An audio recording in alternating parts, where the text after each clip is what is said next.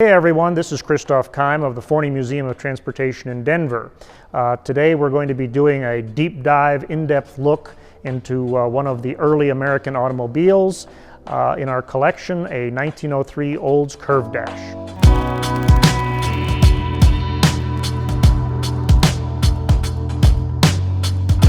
One of several early American automobiles in the Forney collection is this 1903 Olds Curved Dash.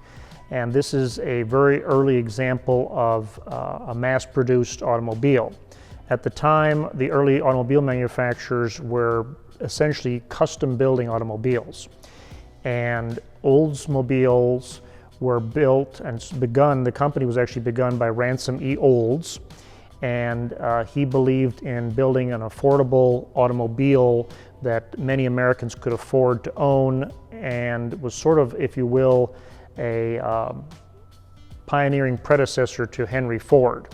And one of the interesting historical facts that's little known and little advertised is the fact that Olds at their factory actually had the very first assembly line for building automobiles, unlike the commonly held belief that the Ford Model T utilized the first assembly line. The difference, of course, is that Olds' assembly line was very primitive.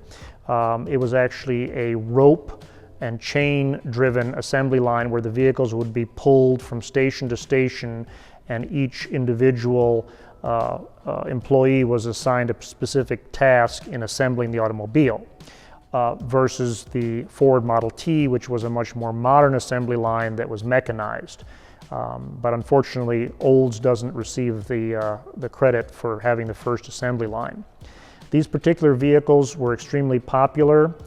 They were built from about 1899 until 1904. They were a very simple open car, typically just this two-seat configuration you see here. They were powered by a single one-cylinder engine that generated a massive 7 horsepower, and they had a top speed of approximately 15 to 18 miles an hour. So certainly not something you'd want to drive in today's modern traffic. You'll also notice there is no steering wheel on this particular vehicle. A number of the early automobiles, especially the smaller vehicles, utilized what was called a tiller, which was basically just this lever, and this lever was used to steer the vehicle. Again, somewhat primitive but practical, and something that you certainly won't see on any type of a modern vehicle today. It also featured wooden spoked wheels. The headlamps were brass in construction and typically lit by kerosene. Their candle power was extremely limited. It was, I think, more that you might be seen than you actually being able to see much ahead of you in the dark. So again, not a very practical automobile to drive at night.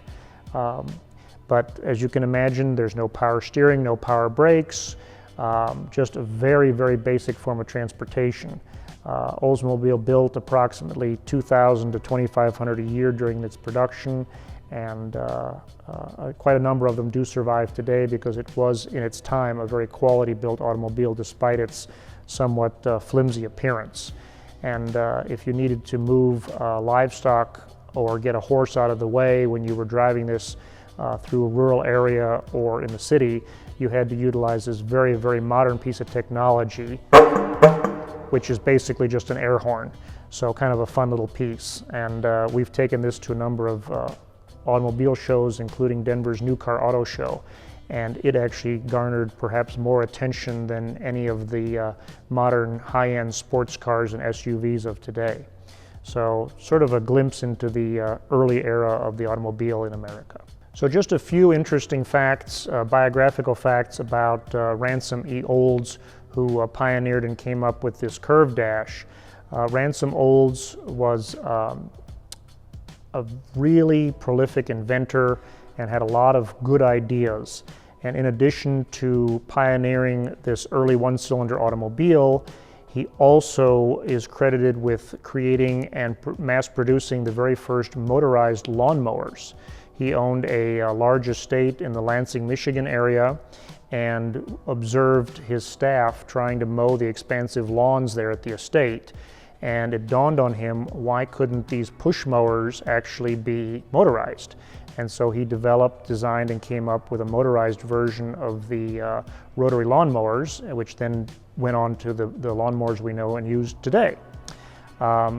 Ransom Olds did not stay with the Olds company for very long. He had a falling out with some of the other business associates he worked with. They disagreed on his production strategy and the different models he wanted to introduce. They wanted to go much more high-end, and he wanted to stay sort of as a more affordable automobile, and so he parted ways with the folks at Olds in 1904, and he actually went on to form a new automobile venture utilizing his initials REO. And many people have heard of the REO Speedwagon, which was a truck that he manufactured, and he also ended up building a lot of very high-end luxury automobiles in the REO name. And REO continued production of trucks primarily well after Ransom Olds' passing in the 1950s. And that particular truck brand was around into the 1980s and was later absorbed by other truck manufacturers. So Ransom Olds certainly was a very diverse businessman and automobile industrialist.